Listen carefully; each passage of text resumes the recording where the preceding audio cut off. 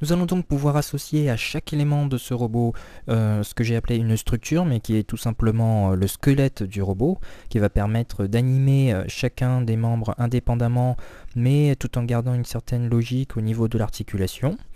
Donc ça va être très simple, je vais aller chercher dans mes éléments de structure, voilà, l'élément qui s'appelle structure, et en cliquant au fur et à mesure, voilà, je vais poser mes intersections au niveau des sphères. Donc ici c'est très repérable puisque mes sphères ont été créées pour justement accueillir ces articulations.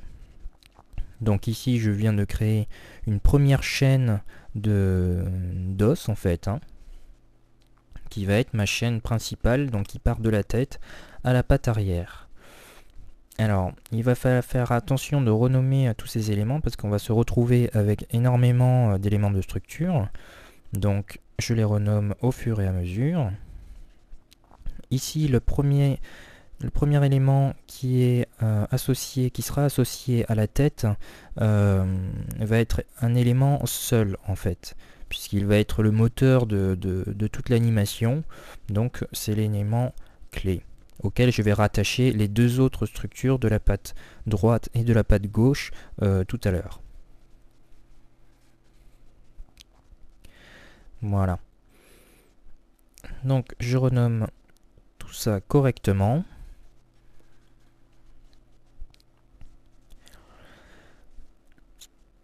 Voilà. Et donc nous avons notre première chaîne qui est prête. Alors l'intérêt là des 4 vues va être extrêmement importante puisque on a une vision d'ensemble. Là il va falloir placer chaque structure au bon endroit. Alors ici, comme j'ai construit mon robot au centre de la scène, lorsque j'ai placé mes structures, elles sont forcément aussi centrées par rapport aux axes principaux de mon fichier 3ds Max. Donc voilà, en vue de dessus, on voit très bien qu'ils sont alignés. Pour plus de maniabilité au niveau du fichier, je vais tout simplement geler tous mes éléments objets pour ne garder que les éléments de structure. Parce que sinon, même si le nombre d'objets est petit, lorsqu'on va créer nos os, il risque de se rattacher à un volume plutôt qu'à une articulation. Donc ici, comme j'ai dit tout à l'heure, mon os de la tête va être générateur. Donc je clique sur l'os de la tête avec mon outil structure et vous voyez qu'il est rattaché à ma première articulation. Ici, je ne finis pas volontairement la chaîne puisque je vais déjà placer la première intersection. Donc ici, vous pouvez évidemment déplacer, voilà, déplacer la structure et vous voyez qu'elle reste tout à fait attachée à l'élément de la tête. Donc on va le placer tout simplement au niveau de la sphère de la patte gauche. Alors ici, voilà, vous pouvez constater que je peux utiliser l'outil Homothétie sur ces éléments de structure pour ajuster justement la position de toutes les articulations et la position des os en général. Voilà, donc j'affine la position grâce aux 4 vues. Et je vais repartir tout simplement de ma dernière structure. Je clique dessus et je vais créer ma dernière chaîne. Alors lorsqu'on sélectionne, enfin lorsqu'on veut créer des chaînes qui suivent un os déjà créé, il faut vraiment cliquer sur l'extrémité pour qu'il prenne en compte le début de la chaîne. Alors ici, comme tout à l'heure, je vais renommer tous mes éléments de façon à pouvoir me retrouver facilement tout à l'heure lors de l'animation. Et je vais évidemment bien placer la dernière structure que j'ai faite au niveau de la patte gauche.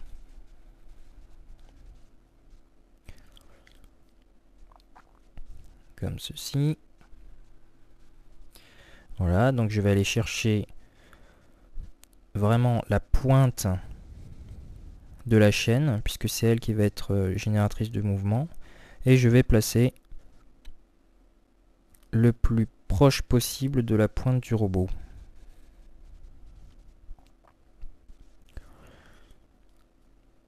Voilà, donc comme l'os est trop court, comme tout à l'heure, je vais utiliser l'outil homothétie sur le dernier os pour pouvoir l'ajuster correctement, l'aligner correctement à la patte, en l'occurrence ici la patte gauche. Voilà, donc il ne me reste plus qu'à créer l'articulation de la patte droite. Donc je vais procéder exactement de la même façon en cliquant sur ma structure tête, voilà, et vous voyez qu'elle est toujours rattachée à la même articulation. Et comme tout à l'heure, je vais aller placer d'abord mon premier os d'articulation, voilà, avant de créer toute la chaîne. Et comme tout à l'heure, je le place le plus centré possible par rapport à ma sphère, donc au volume sphère qui délimite les coudes et les articulations du robot. Voilà. Comme tout à l'heure, je vais continuer ma chaîne en faisant attention de bien cliquer sur le bout. Voilà, vous avez la petite flèche, donc ça veut dire que vous êtes OK. Vous avez aussi la petite indication de texte qui vous donne le nom sur lequel le nom de l'objet sur lequel vous allez raccrocher cet os. Et comme tout à l'heure, je place correctement mon objet, voilà, de façon à être placé le plus proche possible de mes volumes de pattes. Voilà.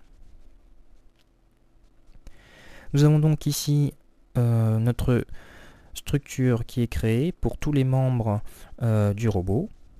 Donc je vais pouvoir maintenant travailler au niveau des chaînes d'articulation. Alors pour y voir un peu plus clair, je vais donner la même couleur à tous mes volumes et en inversant la sélection, donc j'ai que mes structures, je vais donner une autre couleur, voilà, du rouge pour que ça tranche à tous mes objets concernant la structure, enfin le squelette du robot en quelque sorte. Voilà, donc je renomme mes derniers éléments que j'ai créés. Donc toute la structure, toute la chaîne d'os de la patte droite.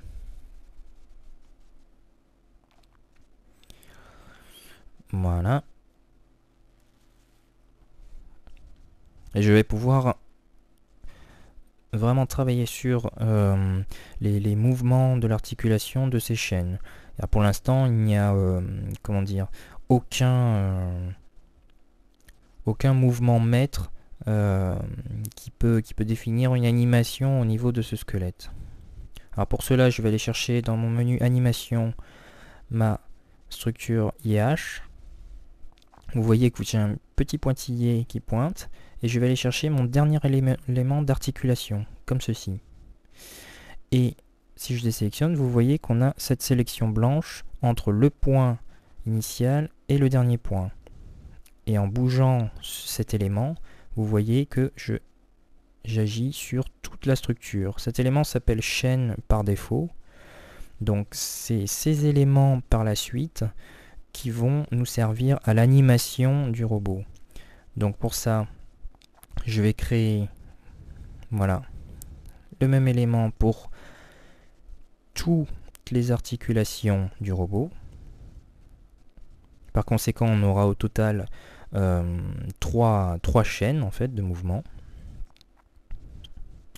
Le tout est bien de contrôler si la chaîne a été bien prise en compte, donc c'est pour ça qu'il faut garder la sélection sur la chaîne créée et ensuite tout de suite vérifier au niveau du déplacement si toute la chaîne soit prise en compte. Donc ici je vais m'occuper de la chaîne principale, donc je vais forcément la rattacher à l'os de la tête. Voilà, donc j'ai bien ma sélection et vous pouvez constater Voilà, que j'agis absolument sur toutes les articulations. Donc nous avons bien réussi notre structure.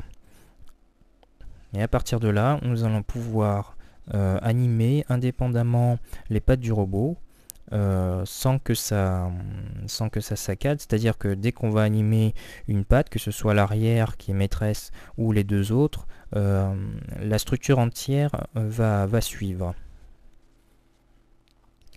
Alors je vais tout simplement renommer ces trois éléments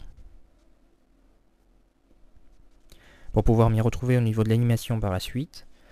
Donc je garde quand même la dénomination chaîne pour pouvoir m'y retrouver. Et j'aurai donc trois chaînes différentes, la chaîne gauche, droite et arrière. Voilà. Maintenant que cette structure est créée et qu'elle fonctionne, il faut l'associer aux différents éléments du robot. Alors pour cela, j'ai dans ma liste de modificateurs une fonction qui s'appelle pot. Je la sélectionne et vous voyez qu'ici, je peux ajouter des structures. Donc je vais ajouter forcément la structure qui correspond à la tête, à savoir ma structure tête. D'où l'intérêt de l'avoir bien nommée tout à l'heure. Donc vous voyez qu'elle apparaît dans le tableau et je vais tout simplement cliquer sur éditer enveloppe et vous voyez un ensemble de points rouges et roses qui apparaît. Ça va être tout simplement l'enveloppe d'action de l'os sur la structure. C'est-à-dire que là, pour l'instant, tout ce qui est blanc ne sera pas pris en compte par le mouvement de la structure. Je vais donc agir sur le diamètre de cette enveloppe et vous allez tout de suite voir l'intervention. Voilà.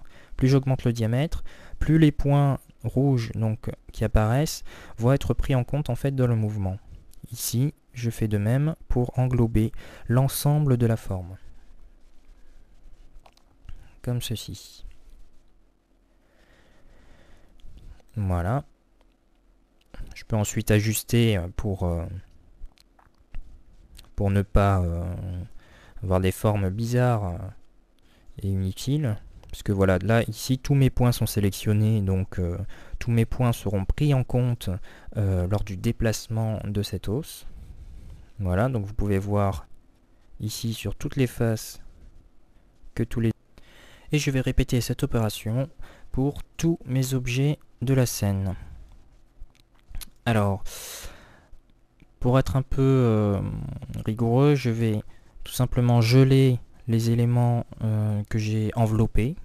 Voilà, pour pouvoir m'y retrouver sur la scène, comme ceci. Et je vais aller chercher mes autres éléments et les rattacher exactement de la même façon à l'os qui leur correspond. Donc toujours en sélectionnant dans les modificateurs la fonction pot. Je vais chercher ici ma patte gauche haut qui correspond à l'os. Et je vais faire de même. Je vais éditer l'enveloppe et faire en sorte que les éléments, toutes les faces et toutes les pointes de cette forme soient prises en compte par l'enveloppe. Donc de la même manière, j'augmente le rayon de l'enveloppe à ces deux extrémités jusqu'à ce que toute ma forme soit englobée. Voilà, je vérifie sur toutes les faces. Sur cet objet, je vais laisser volontairement quelques zones en bleu ici sur la vue en perspective pour vous montrer l'effet lorsque certaines zones ne sont pas sélectionnées par l'enveloppe. Donc je gèle ma sélection puisque j'ai édité mon enveloppe et je répète cette opération pour tous les objets du robot.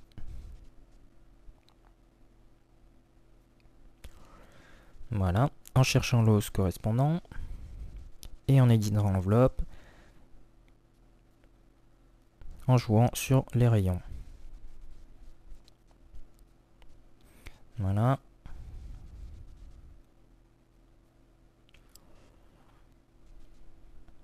D'où aussi l'intérêt de placer les structures correctement et vraiment le plus centré possible au niveau de l'objet, car vous avez pu constater que dès que j'édite l'enveloppe par rapport à la structure, il va se placer exactement autour du squelette.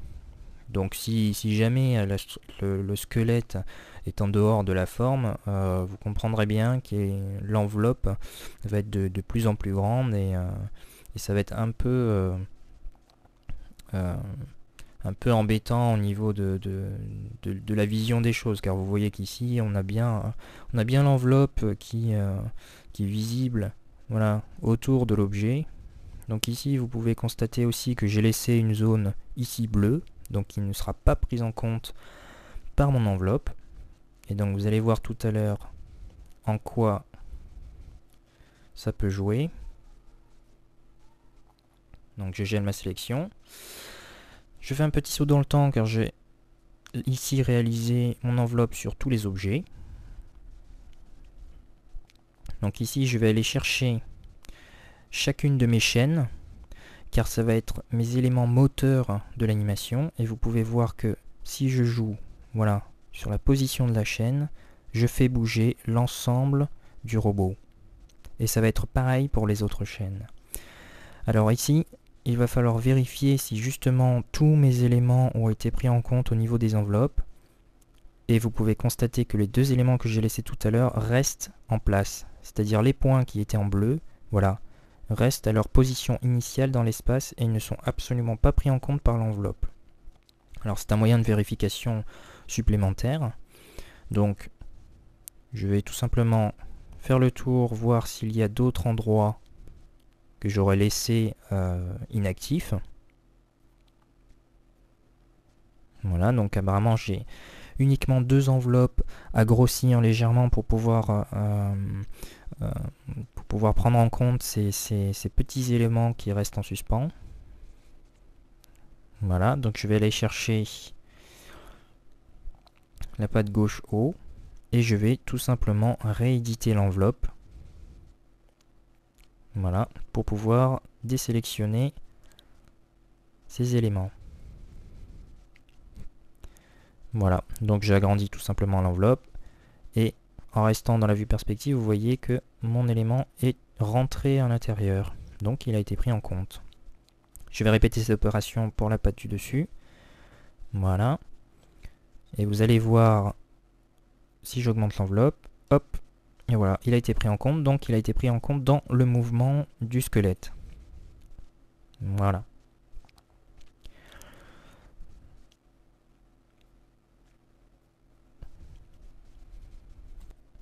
Je vais tout simplement continuer mes vérifications donc en bougeant mes trois chaînes. Voilà. Et ça va me permettre aussi de vérifier comment dire, la cohérence des mouvements par rapport aux chaînes que j'ai créées. Donc voilà, en sélectionnant la chaîne droite par exemple, je vais pouvoir voir l'intervention, voilà, sur la structure. Et vous pouvez constater ici que ma chaîne droite, comme la chaîne gauche, vous allez voir, n'est pas maîtresse sur la position du robot. Voilà, il y a uniquement la chaîne qui concerne la patte droite et gauche qui fonctionne. C'est tout à fait normal puisque j'ai décidé que ma pièce, ma structure maîtresse allait être la tête, donc la patte arrière. Et je vais faire donc tout à l'heure partir mes mouvements essentiellement de la tête. C'est-à-dire que je laisse libre ma patte gauche et droite pour plus de simplicité au niveau de l'animation et de la marche du robot. Donc je continue mes petites vérifications. Voilà. Apparemment toutes les chaînes marchent correctement. Le tout est de faire bouger justement au niveau de ces vérifications, faire bouger les chaînes à leur position extrême en gros, hein, mais, bien qu'on ne sera pas, voilà, bien qu'on ne sera pas dans ces cas-là au niveau de l'animation, mais c'est surtout pour vérifier s'il y a des points qui traînent ou s'il y a des incohérences au niveau de la structure principale. Voilà. Alors ici, j'ai sélectionné mon squelette de la tête, puisque c'est aussi ma pièce maîtresse. Et vous remarquez donc que je peux quand même agir sur l'animation d'un squelette de chaîne, enfin de début de chaîne, sans agir sur les chaînes. Et ça va me permettre de rajouter des mouvements supplémentaires au déplacement du robot. Bon, pas que ça fasse quelque chose de trop mécanique et un peu comment dire, linéaire au niveau du mouvement. Alors maintenant, je vais juste créer un plan pour pouvoir positionner correctement la démarche du robot. Donc je replace tout simplement l'ensemble de mes éléments au niveau de l'axe horizontal du plan de travail, ici. Voilà. Ce qui va faciliter la tâche au niveau de l'animation tout à l'heure. Et je vais me créer un plan qui va correspondre un peu au sol. Et ce sol en fait va définir la limite à laquelle les pattes du robot ne pourront pas dépasser en fait. Donc tout simplement avec l'objet plan. Et en le créant sur la vue de dessus, il se mettra automatiquement, comme vous le voyez en bas à droite, sur l'axe horizontal. Voilà, donc je le fais assez grand pour pouvoir englober la majeure partie de la vue en perspective. Et comme je vous le disais, ça va me servir de limite de sol pour l'animation. Donc on aura bien une animation de déplacement logique sans que le robot puisse s'enfoncer en fait dans le sol et qui pourrait gêner, enfin qui se verrait tout à fait sur l'animation finale. Ça va nous servir de repère en quelque sorte. Voilà, je le mets donc dans une couleur différente pour ne pas confondre avec les autres éléments.